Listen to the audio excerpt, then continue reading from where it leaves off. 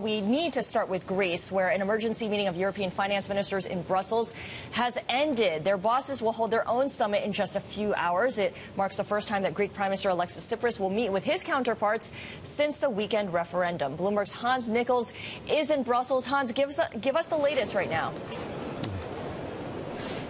Well, the meeting has ended, and it ended without a formal request from the Greeks for a new bailout program. All that there was talk, not many specifics. Now, it's unclear whether or not that contravenes or flouts the clear directive that Angela Merkel gave, saying that she wanted to see precise suggestions from the Greek side. They didn't do much precise. Looks like we'll get this document on Wednesday. That means there's virtually no chance of the banks opening before then or even this week.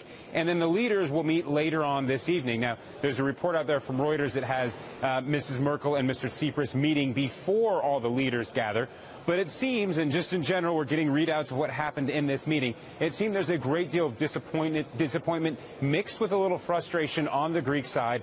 They were supposed to come here with some specifics. They didn't really do that. They say their last offer was the one that they submitted before the referendum. They wanted to come here and talk about their position, about their latest position after the referendum, and that then they'll do something formal.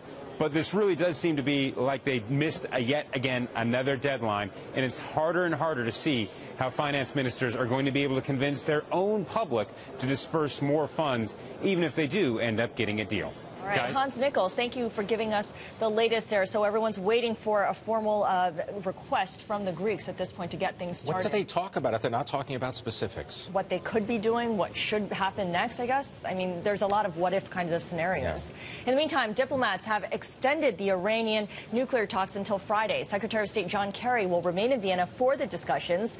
The U.S. and other global powers want to prevent Iran from making a nuclear weapon. In return, they would ease economic sanctions.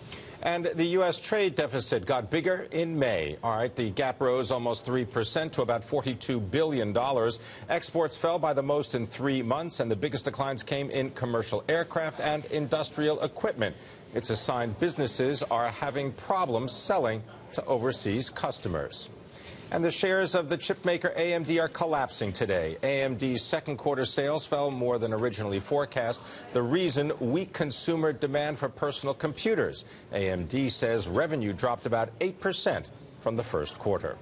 And it's full speed ahead to Havana. Carnival is a step closer to becoming the first U.S. cruise ship line to call on a Cuban port in more than half a century.